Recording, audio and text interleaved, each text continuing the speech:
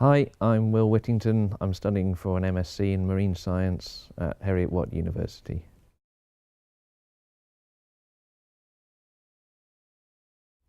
So yeah, I've had a bit of a muddled academic sort of career, if you like. I started off with an undergrad in geology, having worked for six odd years, and I got to the stage of thinking, well, there's actually an awful lot I don't know about these amazing places and the birds particularly, which interested me. And what I wanted was a degree which tried to answer some of those questions.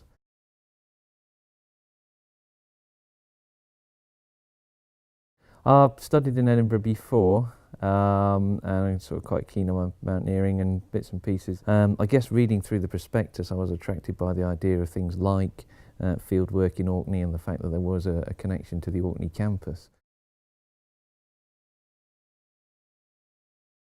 Yeah, good. It's nice here that some of the lecturers have been involved in sort of industry, so it does mean that you get quite a lot of interesting insight into stuff that's happening now and is going on in the real world, as it were. One of the courses, particularly marine environmental monitoring, has had lots of outside speakers. That's been fantastic. That's been really good. There are two opportunities, certainly in this year, to go to Orkney. There's an initial field course which applies to quite a few of the different programs and basically allows an appreciation of marine surveying techniques, I guess, and offers a chance to see some of the technologies that have been developed in Orkney. So that was really interesting. It was a bit more of a broad kind of trip. And the second trip, which I've been involved in, goes under the title of Practical Marine Surveying. And that's been held in this second semester.